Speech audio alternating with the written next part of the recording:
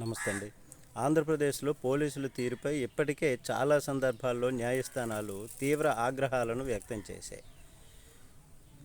పోలీసుల తీరు ఇంకా మారడం లేదని చాలా సందర్భాల్లో చెప్పిన వాళ్ళు తీరు అలానే ఉందని ఈ విషయంలో ఆగ్రహం వ్యక్తం చేశాయి కూడా. అయితే ఈ విషయాన్ని మెజిస్ట్రేట్లు కూడా తెలుసుకొని కేసులు ఈ తగినటువంటి రీతిలో పరిష్కారం చేయాలని హైకోర్టు చెబుతూ వస్తూ ఉంది. అయితే బిఎన్ఎస్ 111 సెక్షన్ కింద కేసులు పెడుతున్నారు. ఇట్లాంటి విషయంలో ఒకసారి మీకు చెబితే అర్థం కాదా అంటూ పోలీసులపైన ఆగ్రహం వ్యక్తం చేసింది high court.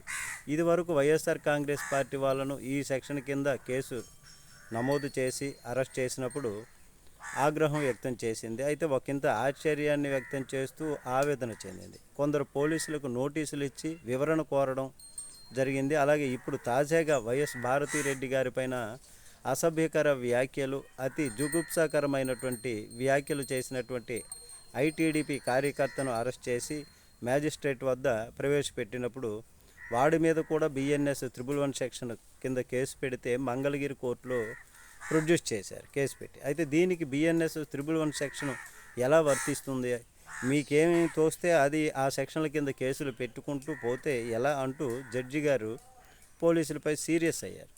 సీరియస్తో వదిలేయకుండా Mangalagiri CI శ్రీనివాసరావుకి charge memo ఇవ్వమని ఎస్పీకి ఆదేశాలు ఇస్తూ ఆ తర్వాత సిఐని మా ముందు స్వయంగా హాజరుపరచాలని, ఈ సెక్షన్ ఎలా వర్తిస్తుందో తెలపాలని కోర్టు అడిగింది.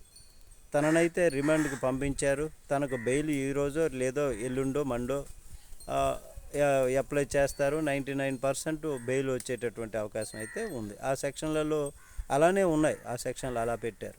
కాబట్టి మొత్తానికి బిఎన్ఎస్ 111 సెక్షన్ కింద కేసు నమోదు చేసినటువంటి సిఐకి ఒక ఛార్జ్ మెమో అయితే ఇచ్చారు. పోలీసులకు ఛార్జ్ మెమోలు ఇవ్వటం, సీరియస్ కావటం, ఇట్లాంటి నిర్ణయాలు చేయటం పోలీసులకు వ్యతిరేకంగా నాకు తెలిసైతే ఇది మొదటిసారి అని అనుకుంటున్నాను. అయితే ఇది త్వరలో ఇంకెక్కడైనా జరిగి ఉండొచ్చేమో తెలియదు. నమస్తే అండి.